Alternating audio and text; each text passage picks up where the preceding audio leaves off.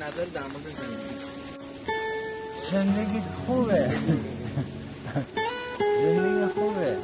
میگذری بالاخره کمی زیادی داری هست داری نیست اون چیزایی که آرزو داریم بهش نمیرسیم چیزی میخوایم بخوریم نمیتونیم بخوریم چیزی میخوایم بخوریم توانایش نداریم بری بگیری بخوریم نه من چند سال گوش نخوردم خدا را نمیدونم گوشت گاو اینجا آوردن هرمز 130,000 تومان گوشت گاوش من با این 2 کیلو ماهی ساعت تا پاش 50 تومن هم نمیشه 130,000 تومن میتونم گوشت بگیرم اونم گوشت گاو نمیتونم مرغ بزنیم چند کیلو ماهی بکشم برم 1 کیلو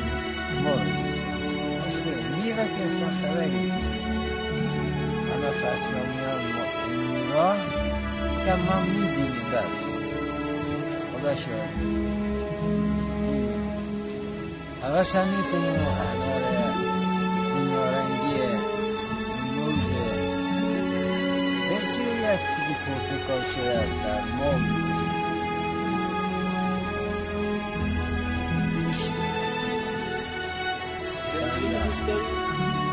آره دوست دارم من زندگی به خاطر زن و بچه هم که بوده به خاطر بچه هم که بوده باید دوست باشیم باید یه سایه رو سر اینا باشیم